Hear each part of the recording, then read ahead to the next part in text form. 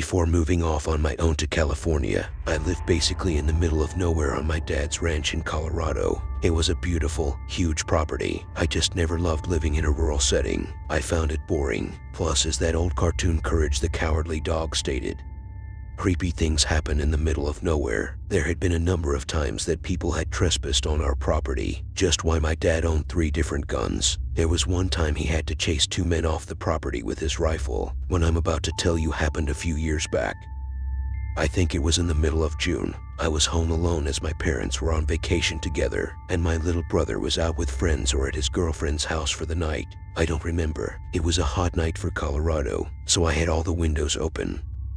I used to go to sleep pretty late around that time, so I think it was around 1 in the morning. There was still in the living room watching TV when I noticed the motion-sensing patio light turn on outside. This light would only turn on due to very noticeable movement by a person, so immediately I assumed it was my little brother returning home. To be safe, I got up and looked out the window and didn't see anyone though. I took out my cell phone and called my brother real quick. He didn't pick up, so I went to sit back down. Then it started the knocking at the front door.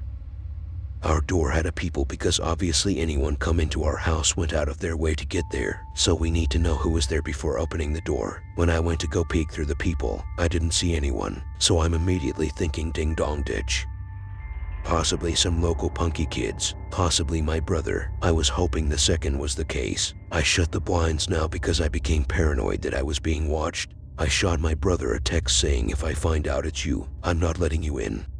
Moments later, there was a knock right behind my head, so loud I actually jumped off the couch. There was a knock at the living room window, followed by what I can best describe to be 2 voices, one a deep male voice, one higher-pitched female voice saying, "We see you," simultaneously. Heart racing. I imagined it to be the most wishful thing I could think of, that it was my little brother and his girlfriend messing with me. In the moment it made sense, or maybe I just wanted it to make sense. The banging on the window didn't stop there. They kept going, but it moved to another window.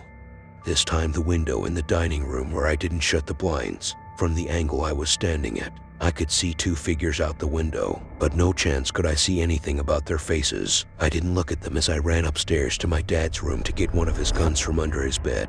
He told me exactly where he kept it.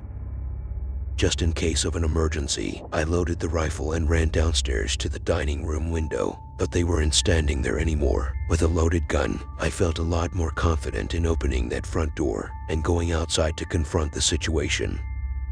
When I stepped outside, I decided I'd do one full quick lap around the house and check on the cattle. I was no marksman, but I had the protective instincts for the property, and I was ready to use the gun if I needed to. The whole property seemed clear and the cattle were fine, so we'll run back inside, checked every door and went to bed upstairs.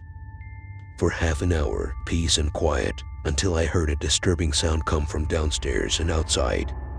Summoners frantically pounding at the front door downstairs, accompanied with a man shouting at the top of his lungs, not shouting words or anything, just screaming. I grabbed the rifle next to my bed, ran to the living room window, pushed it open, and fired around outside into the dark night.